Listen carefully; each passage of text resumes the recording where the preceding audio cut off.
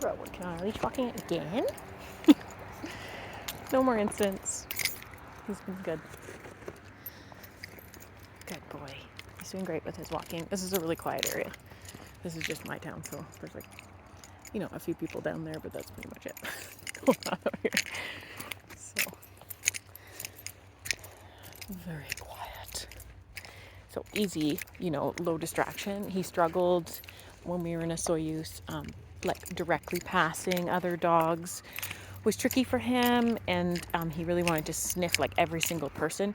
Bit suspicious, he's a little suspicious of people. So I don't really want to allow that. He doesn't need to be lunging out to sniff every single person that goes by, or every dog. So when I saw the dogs coming, I just brought him over to the side of the path, and I stood there, and I basically just I would grab 4 or 5 treats in my hand so that I could easily just kind of roll them into my thumb and feed them to him. And I would do that, as the dog's passing, I'm just standing like this, and then I'm just like 1 treat, but he's not moving because he's watching the dog too.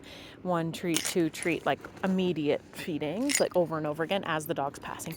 So that stops him from doing like a lunging out kind of behavior that I saw him do.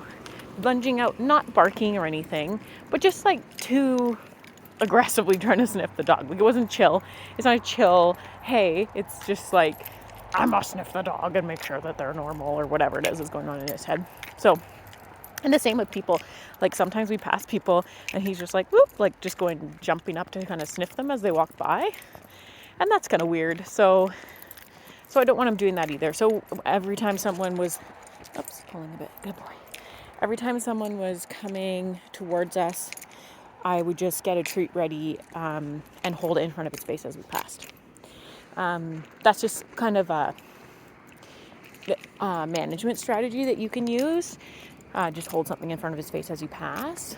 And then ideally what that does is that when he sees people, he starts thinking oh, I'm going to get a treat instead of I need to sniff this person. So he'll be checking in with you instead of staring at the person. We're just trying to change his brain pattern there. But his leash walking is going very nicely. He was very pulley there initially, but he's kind of picking it up here, which is great. I'm very pleased with that. Walking on a nice loose leash. Good boy. Good job. So I'm just kind of holding my hand in the center of my body. If he pulls, I'm just doing a 180 on him. Good boy. Good job. Oh, pulling. He pulls sometimes towards things that he sees. So, just like in the previous video I just made with Whiskey, same behavior. So if he starts to try and drag ahead, good boy. If he tries to drag ahead and puts a lot of pressure into the leash, I will back away from where he's pulling towards. So not only does he not go get to sniff, the thing on the ground, but he also loses some proximity with that thing. So he moves away from it, even though he's trying to pull you towards it. So that totally defeats the purpose of his pulling. And that's how I teach the dog, hey, don't do that. It's not going to be good for you. You're not going to get what you want. And the reason they do that, the reason I back away every time they pull like that, is because they are pulling you around. That's how I know that's what's happening, because when he pulls, he expects me to go with him. And he's using it as a steering wheel for me, being hey, I want to go over here, so I'm just going to drag you. And that's not what leash walking is about. Leash walking is about walking with your human, not your human going wherever you feel like they should go. Especially for dogs who are a little reactive or a little unsure. It's important that you are the one that's making the choices, because he's not making great choices on his own. Because he's a dog and he doesn't know how to live in human world naturally. Let's go. And most dogs don't make great choices if you just let them free range.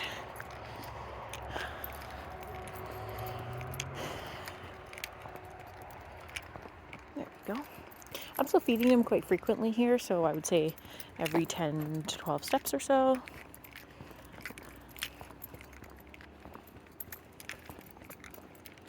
There we go. Just to maintain him staying nice and close with me. And you can start to reduce that over time. So I'm doing about 10 steps. We still have a couple weeks to go. So once he gets home, it may be that it's every 20 or 30 steps, or maybe only when exciting things are happening, because I'm still feeding him way more frequently when exciting things are happening. So those are things that we can talk about when he goes home. How frequently to feed him, depending on the environment. Good boy. And what to do when you feel the leash pressure. Smart puppy though. He's picking things up really quickly. And he's pretty chill for the most part, other than the odd little snapper. So a couple of things. So he does resource guard, and the resource guarding actually isn't that bad. I don't know if that's the trigger for I don't know if that's the trigger for most of the aggression, because he does resource guard, but he just growls. He doesn't always snap. This way. I think he gets really offended. So one of the incidents was when he got really offended that my dog was resource guarding. And then he got really, really upset that she was growling at him. And that triggered him. So that's one. And then the other, he just when it was a bigger dog that kind of got in his space, and he gets a little bit pissy about that. Like, he doesn't like to be bumped. So that's another trigger for him. And then once he starts, like we said, he doesn't stop. He won't stop himself from snapping at the dog. He doesn't do like a quick snap. He does like an ongoing thing. So it needs to be interrupted. He needs to learn not to do that. Like, you need to step in. What I mean by interrupted. You're going to need to step in and be like, no, we're not doing that. That's not good boy behavior.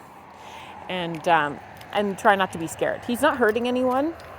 He doesn't touch anyone. He's just making a lot of noise and sounds scary. But I'm just giving him some extra leash here to do a pee. I think I already mentioned that in the other video anyways. But he definitely just needs you to step in and stop him. He just needs to learn a little impulse control there, which is hard in a situation like that.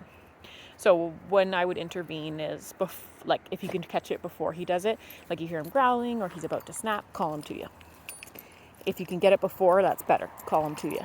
If he starts snapping, that's a big, I say hey in my big scary voice, my mom voice, and clap my hands usually.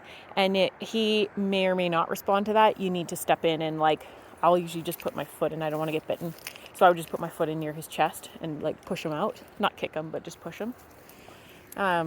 Just to stop that.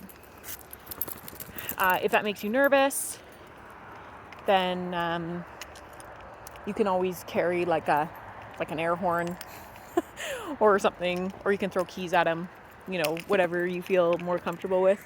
I feel comfortable intervening. If the other dog was a little bit scarier, I might not want to put my body in there. You definitely never want to grab the dog's collar.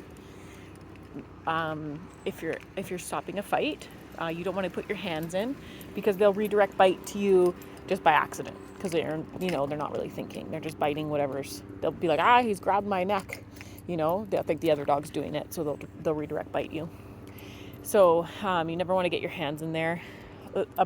The best way to do it, I find, is I will stomp towards the dog really fast if I'm coming from somewhere else. I'll be like, hey, and stomp in.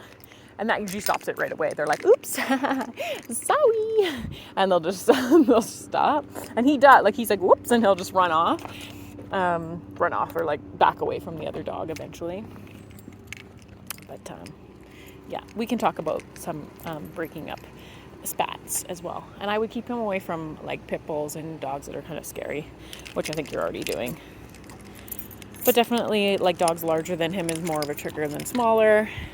Like you said, bit of resource guarding. I think he's more just offended by other snappy dogs. So if you see that a dog is like guarding its stick or guarding its toy at the park or something, I would just be like, nah, we're out. That's not going to work out. He's going to get snappy about that.